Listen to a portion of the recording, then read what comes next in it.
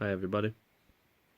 Um, Today we'll take a look at the Heights of Alma, a game by Tom Russell, designer and map art, created by Ilya Kudryashov from Hollandspiele. This is more of a show and tell, not properly an unboxing because I don't really have a box. It's the print and play version. I bought it and downloaded it from War Game Vault. This is a game in the Shot and Shell Battle series and the 38th game in the line of games from Hollandspiele. I gotta admit, I'm a huge fan of Hollandspiele games. The fact that I'm in Eastern Europe and it's quite a challenge to ship games here at a, I don't know, affordable price makes buying print and play games my go-to choice. So all my Hollandspiele games, and I own quite a few of them, are print and play versions. But I really enjoy assembling games and playing them, so it's not a big deal. This is a game about the Battle of Alma, about the battle fought on the 20th of September 1854 during the Crimean War, a war that opposed Britain, France and Turkey on one side and the Russian Empire on the other. So this is the front page of my game. It's really the lid of the box if you would assemble the box, but I wouldn't use a Ziploc or a folder for my print and play games. But this is the first page, and this is the last page, and this is the other side of the box. It's a 22-inch by 34-inch map sheet, 176 counters, track display sheet, 12-page series rulebook, 12-page battle book, and 2 6-sided dice. Of course, in the print and play version, one doesn't have dice, but of course they are very easy to get by. So this is the map. I had it printed on 8 sheets of A4 size cardstock. And then I cut it out and stuck it together with the Scotch tape. Of course, it's not the best looking, I don't know, it's not the prettiest stitching or something like that, but given the fact that I play these games solo and I find it useful. I mean, this build I find it useful, and okay, that means this build pleases both the the gaming parties. So if they both are satisfied, who should mind? It's a very nice looking map. I really love Ilya Kudryashov's designs. Of course, my build doesn't do it very much of a favor, but I happen to like it. It's functional. It's okay. I can fold it and put it away in a Ziploc bag or something like that. So this is the setting for the battle. It has everything you would want it. You would want hills and a river, and fortifications and stuff like that. Then over there we have the player aid. I had it printed on cardstock, of course.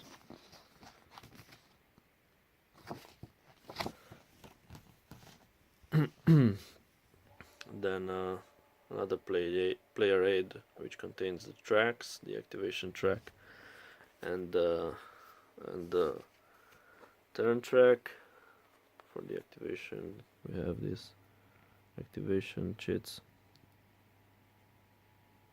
Then I printed them on label paper and then stuck them to 2mm cardstock. The French activation cheats for the French units, then the Russian activation cheats for the left and the right, Kiryakov and Menshikov, and then we have the British activation cheat. These are two-sided. One side says done and the other is the active one, Lord Raglan. So we have a turn marker and the last turn marker. Then over here we have the rules, the general rules for the shot and shell battle series, which has the same chart that I printed on cardstock, sort of a player aid. So I have 11, 12, well, basically 11 pages of rules. So these are the general rules for the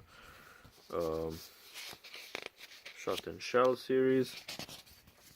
Very nice rules, accessible. Hollandspiele and especially Tom Russell does very nice rules. I believe Tom and Mary Russell. If I'm wrong, please excuse me. And these are the rules for the game, for this special iteration of the Shot and Shell series. I mean, the Heights of Alma. Game designed by Tom Russell. Again, very nice rules with interesting historical background, illustrations, full color, and then you have the scenarios. So these are the special rules for the Shot and Shell series. They advertise them as being more complex than the first iteration. The first iteration was, I believe, yes, it says here 7 Pines or Fair Oaks in the American Civil War. So this is the second iteration. They are more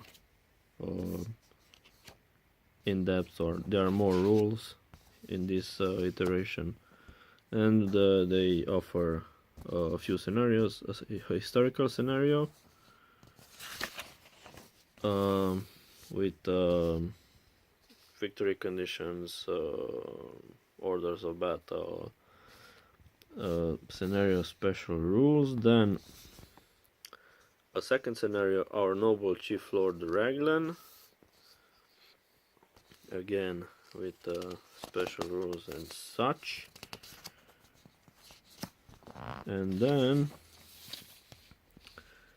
we have 2 other scenarios, the Anglo-French alliance and the spirited defense.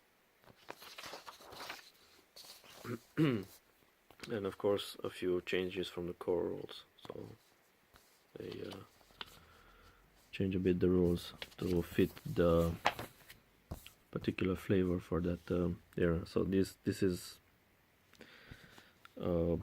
around 10 years before the American Civil War. So these are the rules. Of course, the rule book is 11 pages also. And then we have markers. We have some charge markers with something called I don't know, a land bonus. I'm not really familiar with the rules. I haven't played it yet, but something along those lines. And then we have a marker for disrupted artillery. I don't always do this. These are my mistakes. Usually the counters are very, very prettily aligned. So this is not Hollandspiele's fault. They do a very good job print and play wise. This is my I don't know, clumsiness.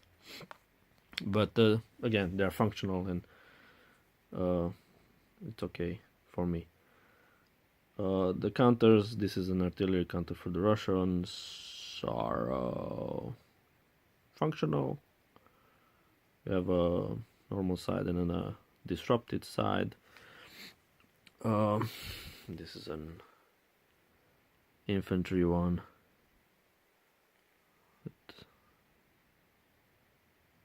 Have a normal side and disrupted side, and each one has 1 or 2 or maybe 3 step counters. Then the red ones are the British units. This is a brigade size. Brigade size.